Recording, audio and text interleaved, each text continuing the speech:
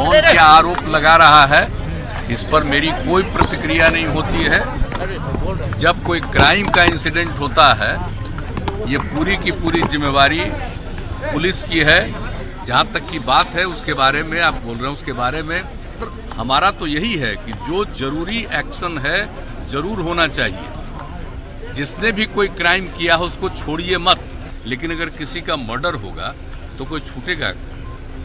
जिस तरह का कानून है और उस कानून के मुताबिक मेरा डायरेक्शन रहता है कि जल्दी से जल्दी इस पर काम करिए। आप विपक्ष में जिसकी जो इच्छा होती है, आप हम पर बोल रहे हैं कि नहीं बोल रहे हैं, लोगों को मालूम है कि हम क्या करते हैं और कोई जरूरत भी नहीं है। और मेरे ऊपर बोलता तो पब्लिसिटी मिलती है, उसके लिए उसको बधाई है।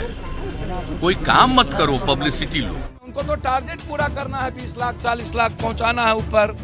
इन नेताओं की एक्सेस होती है, हिम्मत नहीं होता है इन सब नेताओं को वोट और सियासत के चलते कि अपराधी और माफिया और समाज में ऐसे चीजों का विरोध करें। बयान हुआ, मेरा कोर्ट में हो गया बयान। क्या कुछ बयान हुआ?